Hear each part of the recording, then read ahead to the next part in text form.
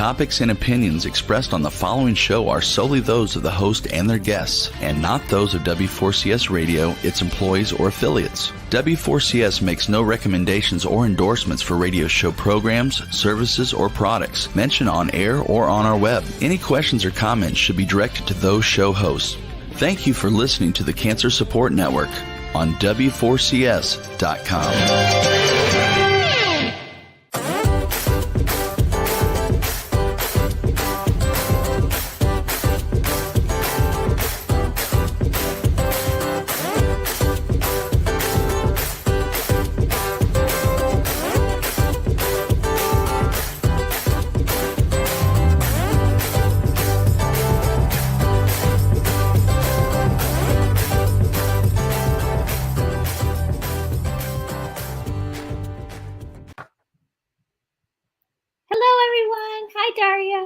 Hey, sweetheart. Hey, everyone. Good to see you guys. How you doing, Arthi? I'm good. So we just everyone we thought we were on Joking air around. for a second. So Dari and I were just having a chat. Yeah. And the classic thing, it was a pretty good intro that we'll never probably do again.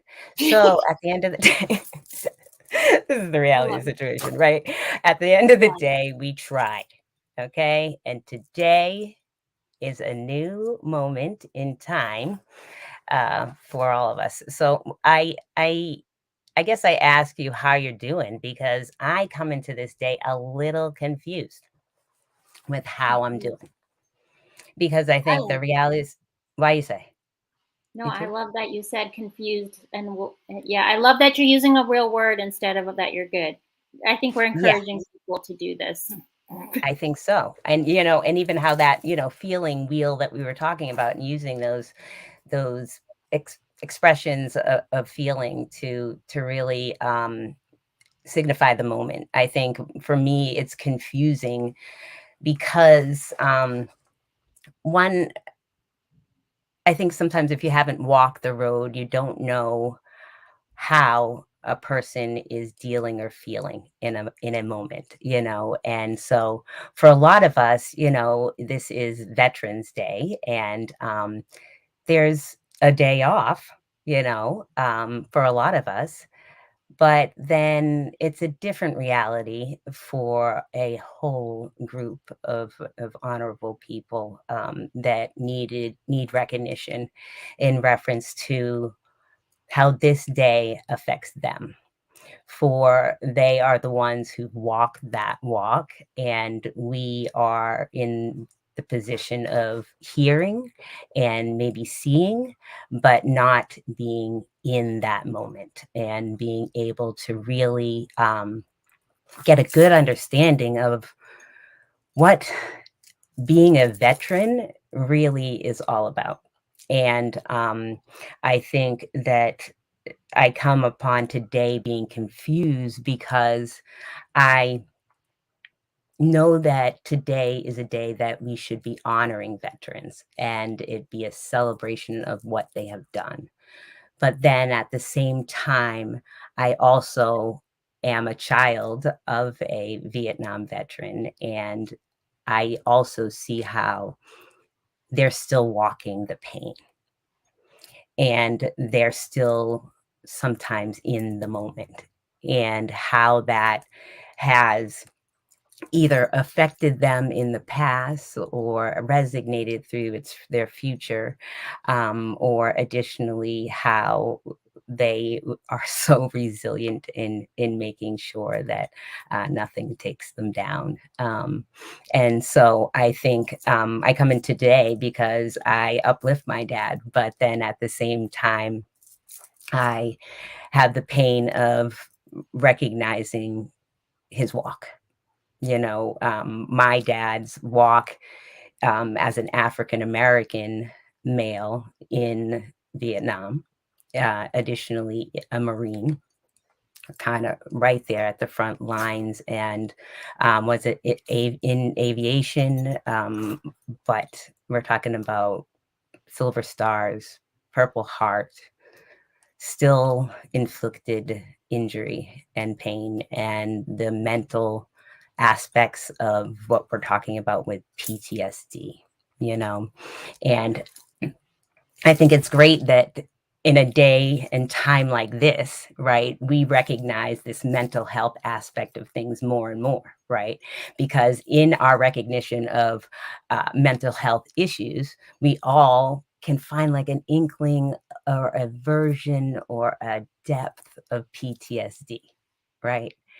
And at the end of the day, now these people that went and fought for our country, right, are not abnormal. Mm-hmm.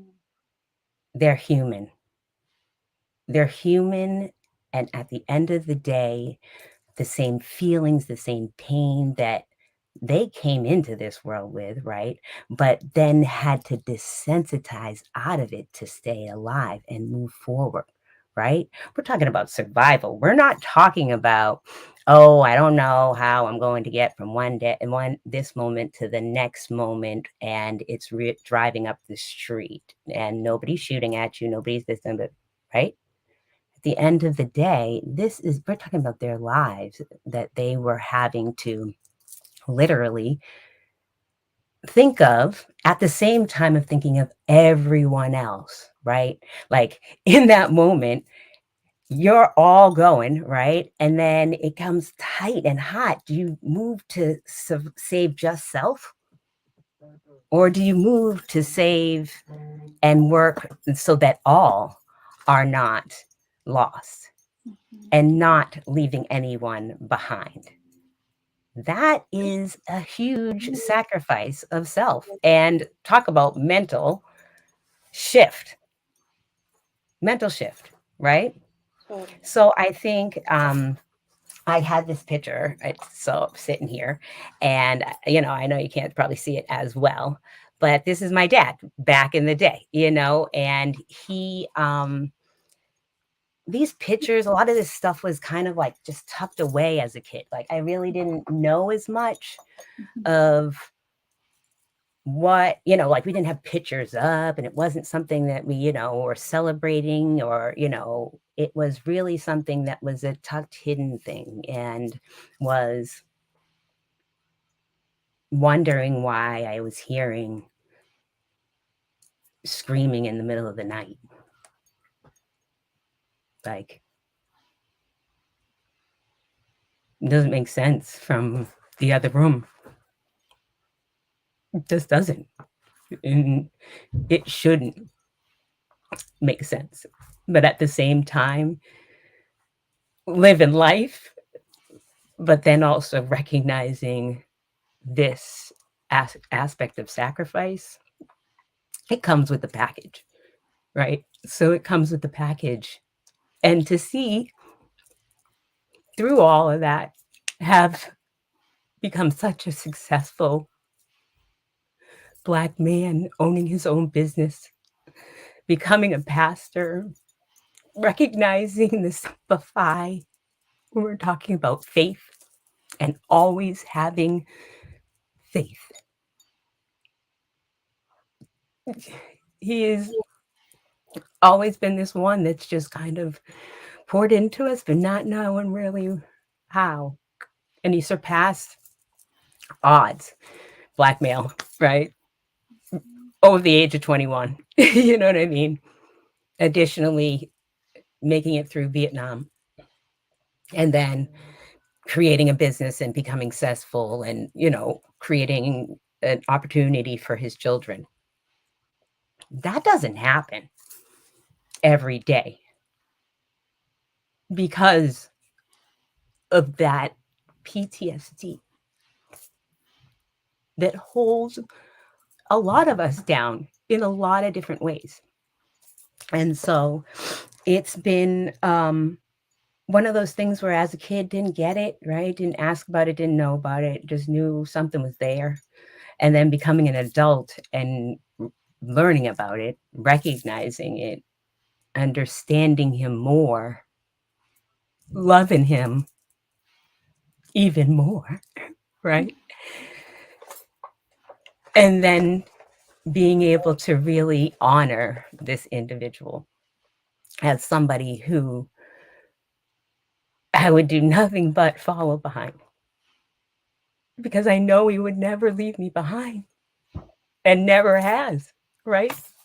So, all in all, had to get through that aspect of things, because I think the thing about it is there's a pain on my level as well, right? And it kind of goes deeper and deeper as more veterans are not being recognized for their sacrifice, or when you're finding out that Camp Lejeune, wasn't even conducive for them to live in.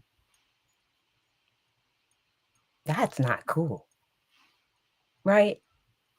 That's how much we respected them, or we honored them, right? So I think one thing was just given that opportunity for you to just kind of hear a little bit about him, because I would have loved to have him here today, but yesterday was the Marine's birthday, and today is Veterans Day, and that's not the same reality from his vantage point of an uplifting day. Affirmation is needing to come from within. A lot of affirmation from within. And so I think when I've been kind of bringing myself to like, well, what are we going to talk about, especially when I haven't walked the walk, I've heard the stories and it can come from my perspective, but at the end of the day, it's also like different voices of others that have had to find a way to move through their pain, their grief, and their trauma, but then additionally the oncoming depression, anxiety, insomnia, layers and layers deeper than that. And so there was one gentleman that I was wanting to share as well, right? And his name is Chaz McGee.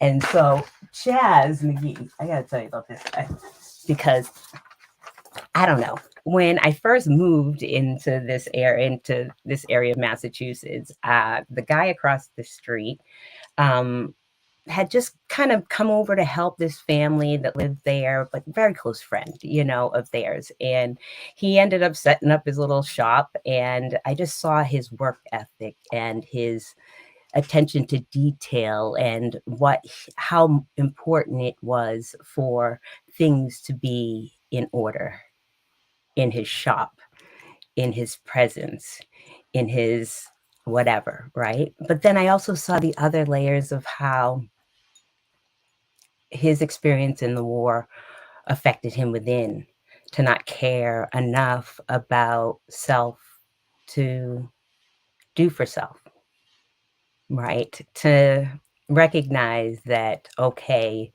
I am ill and address it, or additionally recognize that I had things in life that I wanted to aspire to, and I'm worth it, And so Chaz McGee years ago gave me this book of I don't know how many poems that he wrote while he was in Vietnam.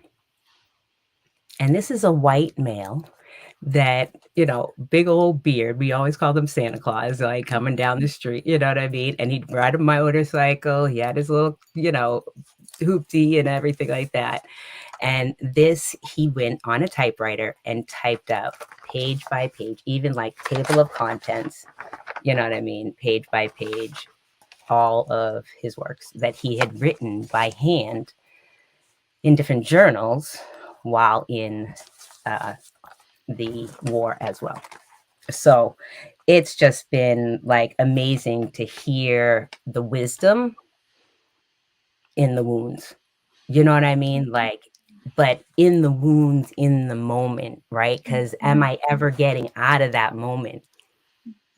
Am I ever getting out? You know what I mean? And so that was kind of one of those realities as I'm reading, I'm like, he thought of everything, every inkling of life, his children's lives, his significant others' lives, a perspective, a feeling, the enemy's perspective, and just kind of really put it out. I mean, he was mad at times. He was this, he was that, definitely slinging some words, right? But at the same time, it's real, so I'd love to get an opportunity to read a couple of these little poems as we're here today. But I I definitely come into this moment, like I said, confused.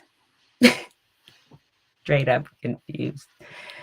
So in reference to your walk, in reference to veterans, do you have veterans that are, close to you in reference to your walk, or is there any kind of like organizations around your area that speak to what's going on in the veterans in the community in reference to their experience? I mean, you're down there in Virginia, you know what I mean? So I'm thinking, gotta be something, so what's going on First, down there? Daria, thank you for sharing your dad with us, and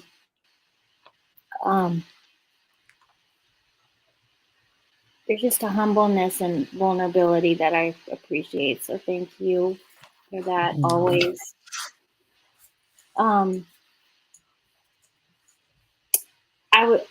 I was just thinking before we got on, our banner says to grieve and to gab and to hold a great. I'm not probably saying it right, so correct me. It's okay.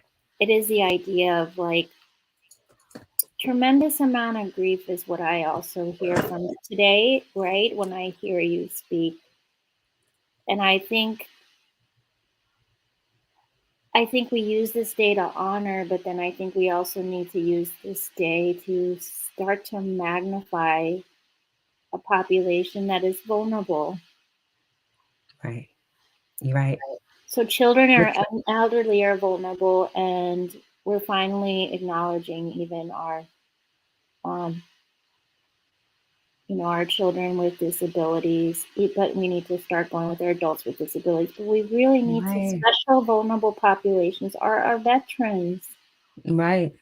I mean, if we here in Massachusetts, it was so disheartening during the pandemic, what happened within the veterans facilities that the elderly were staying in, and how honestly you could just see the standard of care and respect from that in reference to how many we lost, and I think that in itself is today. We're not talking about back years ago. We're talking about what is happening still to veterans today. The aftermath of the pain in the mental health issues, but then also the respect in reference to, okay, you're given these services, and what services you're given them at, for no cost. But what is that facility really doing? Mm-hmm. What are you getting for that? Right? Am I really getting the standard, right? Or am I even getting above standard given my service? That is very key to us making some change, is recognizing that our facilities that service veterans need to be at least at standard of anybody that's paying outright, right? At the same time, also, I remember when my dad came back, telling stories about when he came back from Vietnam and how veterans were treated at that point in time, spat on, anything, you know what I mean? Whatever the case may be. And then how the actual hospitals and the facilities were, right? And the standard of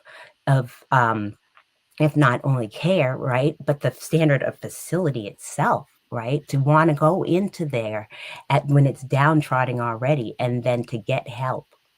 And honestly, finding yourself pushing away from where you could possibly have had some help, you know? But because the facility that you decided to place this service in, was not of standard, you also brought the mental, right? So we've got the emotional aspects, right, of wellness, but then environmental wellness. You didn't give a dang about environmental wellness. You know what I mean? And that's just showing also now at camp with the Camp Lejeune, because that's another sign that you did not care about their environmental wellness. It was just about do, right? If we're talking about subliminally, wellness, subliminal, and then the additional, your emotional brainwashing, you know, to to live, right? Don't get me wrong, right? I get it. Because if you don't have that kind of mindset going in, yes, we can get pulled down, but at the same time, for us to not recognize what that was doing mentally, you know? Let me read you one of these Yes, please real do. quick. Yeah, for sure. So I was thinking, one of them that I was reading was one of these things where I said to myself, oh gosh, Mr. Down is what he referenced this poem as, Mr. Down. If happiness were contagious, then I could be a clown, but I find it not. And so I stay down. As I explore my predicament, I discern myself in subterranean levels of depression, of which at present all credit is due to the isolation of my present existence. I'm surrounded by life, music, laughter, and hair, right? Because I told you about his beard and everything. But I'm still alone. So much so as the old man in the corner grasping agedly for recognition. A meaningful "how's it going?" or a friendly smile would, I am sure, win his friendship forever. But no, these people are all cold. To care for an old man's heart, so he leaves, feeling perhaps as depressed as me, although it's a different kind of depression. He is as I am. Why? And as I read that one, that's the one that made me recognize that he also saw how others are dealing with the pain of depression and PTSD, or additionally, life's ups and downs. But he recognized that there was a likeness in us, even though his experience was different, you know? And so I really appreciated how he left that question of why, as well. So Can you that, read another one? oh my God, yeah. Okay, so there's this one that he says, a recipe for war. So 2/3 of a population of establishment, 1/2 a million tons of atomic weaponry, one large farce called the UN, 2 pinches of power-hungry Wall Street warmongers, 3.5 billion uh, inflated, almost worthless American dollars, and last but not by no means least, Two armies who are brainwashed, not nearly to their own consent, into completely destroying their opposition. Place all of these listed ingredients into a greedy, dog-eaten world. Next, allow them to simmer in their own combustible heat for a short time, but not over 10 years. And voila, right before your eyes, the mix will explode into the most beautiful world war you've ever led your baby blues on. There is only one drawback. You'll probably never live to see the outcome. That, if that ain't real, right? If that's not real, it is, I think in reference to his reality and a perspective there, whether you agree with it or don't agree with it, this is the perspective and the mindset of many that have fought this war. You know what I mean? That this is what was lined up to be, not necessarily was a war when we're talking the the Vietnam War, not necessarily a war that was, how do I say, basically innately um, evolved. You know what I mean? This was something where he's saying it's just like, this is what they put together and they mixed this pot. And then this is us who are left behind to feel on a daily a pain. And I think that was clear as well through just one more, right? And here he says, he who smiles in the eyes of defeat is a greater foe than his opponent can guess. And that's the title, right? Mm-hmm. So talk about loaded, right? Yes. So the waves thunder in the waves thunder in to awaken the poet from his deep contemplation. Thoughts of friends far and near, thoughts of foes near and far, and the knives of loneliness pierce my heart, and the pain is great, but the solitude is gratifying. One who appreciates and sees out solitude must also appreciate and expect pain. And the sea applauds in repeated rhythm to call the poet from his thoughts. This one hit me because of pause, right? Mm-hmm. Because it brings me to this going within and recognizing that this poet that's within him and all the thoughts and memories that he could guide his brain and thoughts to, but at the same time recognizing that some of them will come with pain. And at the same time knowing that to still move through them as opposed to trying to find ways of going around them, was very evident in this. And I think it also brought me to recognizing how there are a lot of attributes that I see that veterans seem to have that are somewhat very similar in possible actions, right? So when we're talking about pausing, we're kind of just, getting into ourselves and additionally going through and being mindful about self, right? And how we're going to move through.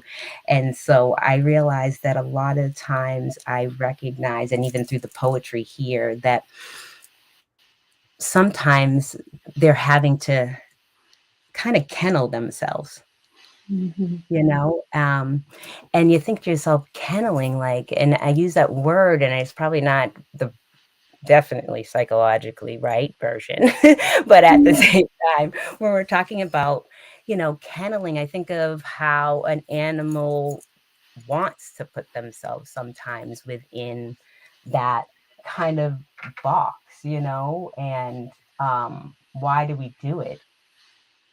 And I think it's the whole reality of like creating this secure walls around us where we can stop and just kind of think about what's going on without the outside interference, the noise, the energy, the, you know, um, opinions per se, or attitudes, And I think kenneling yourself for years, because people seeing individuals do it thought that it was a bad thing, and it's actually a good thing.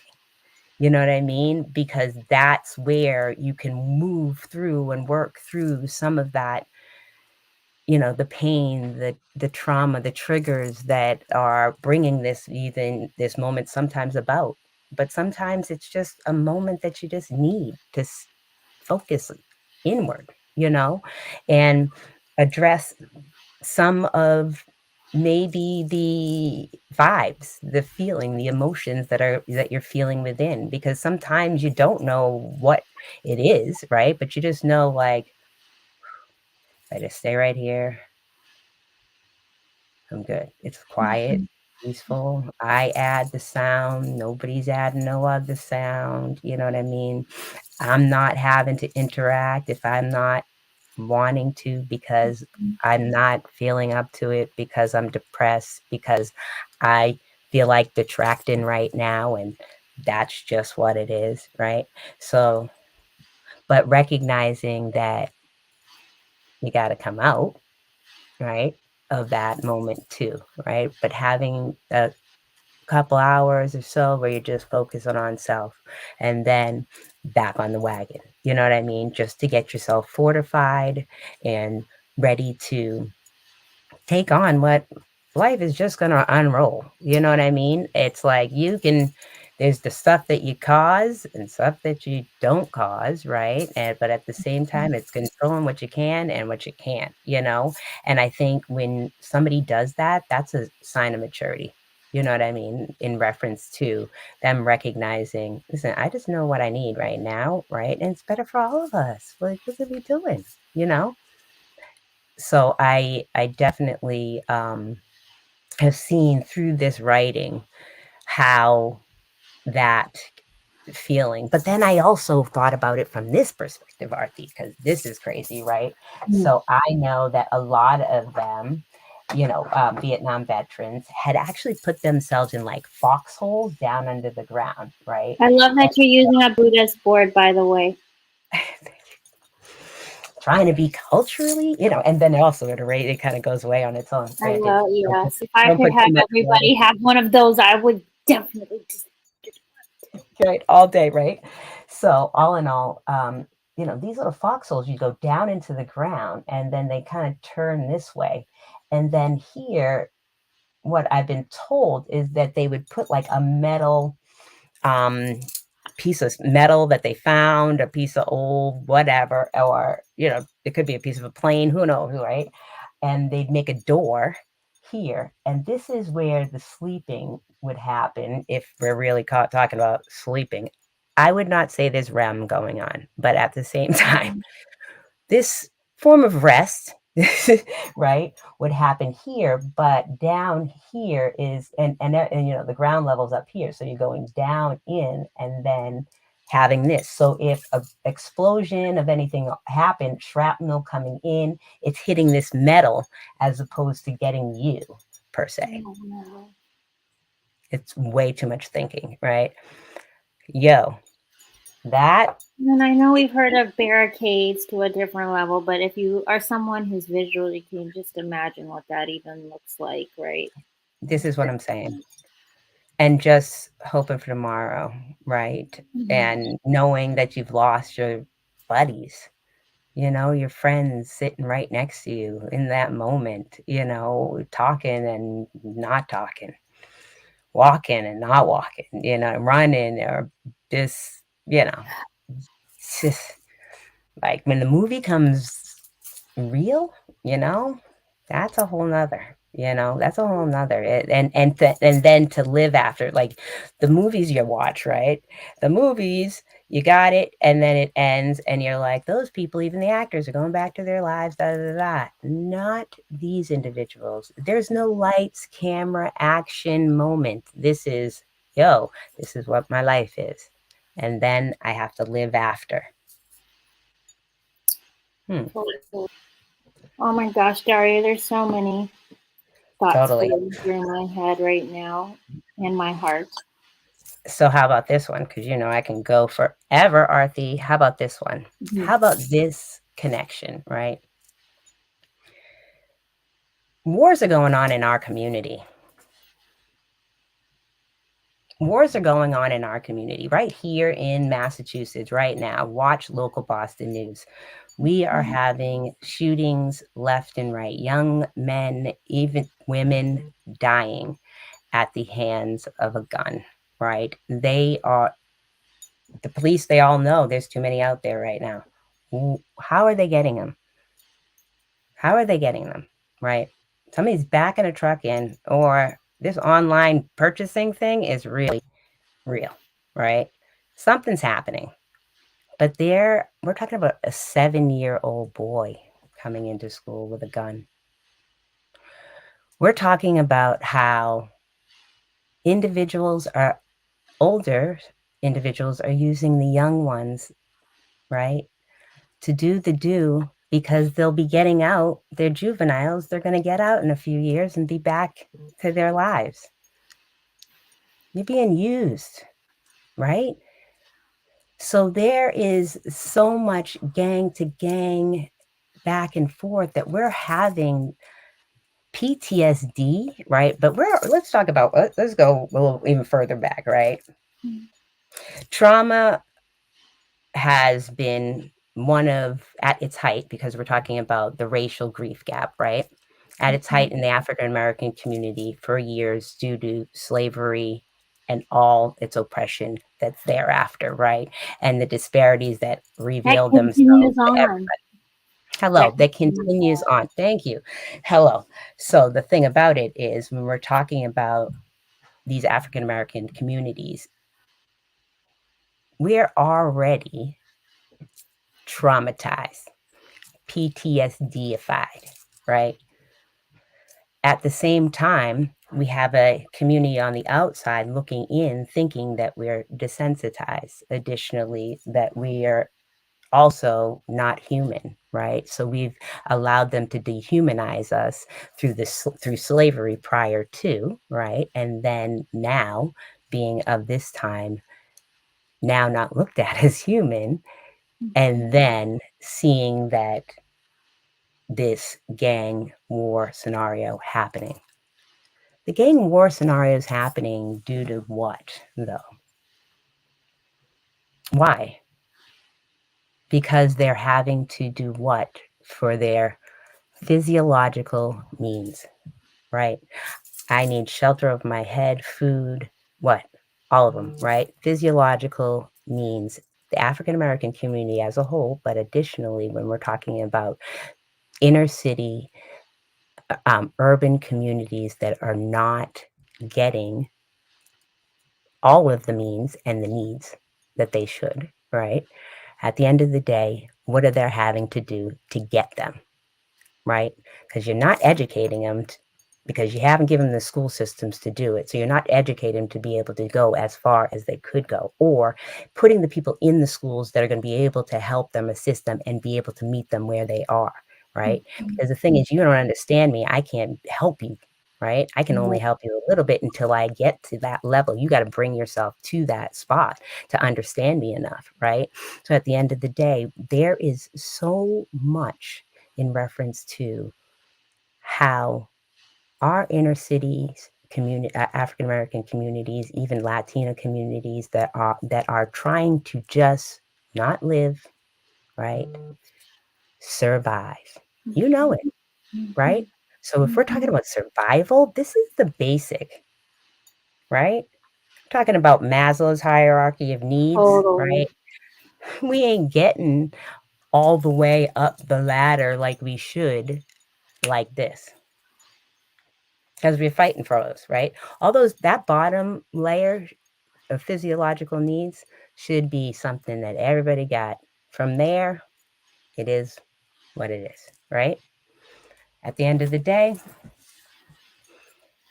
this kind of PTSD that starts at slavery, right, and moves all the way to date, right? And now inner city populations are having to deal with this fighting within and wars beginning, and for battles and then wars, battles, wars. And how is this affecting them psychologically? How is it? And who can help? And how do you help, right? If we could learn from the veterans, right? Let me kennel myself for a second, just think this out, right? Let's get from within, right? Let's figure out what is going on from within, because people coming into your community telling you what you need to do and how you need to do it is not going to go over, right?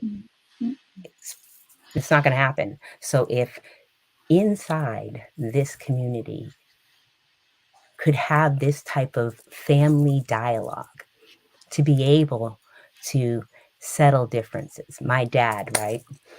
Vietnam veteran, Black male, front lines, different experience, different feeling, different walk from the white veteran that walked his road, right? But when you go to group, or you go to get a, sit in a group setting, everybody's in the room together. There's no separation, right? So at the end of the day, his opinion and your opinion, you know what I mean? You ain't necessarily going to jive with each other, right? But the main thing is to be respectful. Have your pick, have your stance. You don't like me, you like Trump, I don't like Trump, you know what I'm saying? It don't make a difference, right? It doesn't make a difference in reference to whether I respect you or I don't respect you. And this is what's not happening, is just simple respect and being able to communicate and sit down and So settle true. differences And Tara, and you know move. what it comes down to? It comes down to when when you're in a board meeting and people talk about all these meetings that we're having and all we do is talk. It's just the fact that Yeah, the it's meeting for the prohibiting meeting, right? action, right? Yep, yep. It's just It prohibiting happens all the time. action. Yeah, because I think it's the meeting for the meeting for the meeting.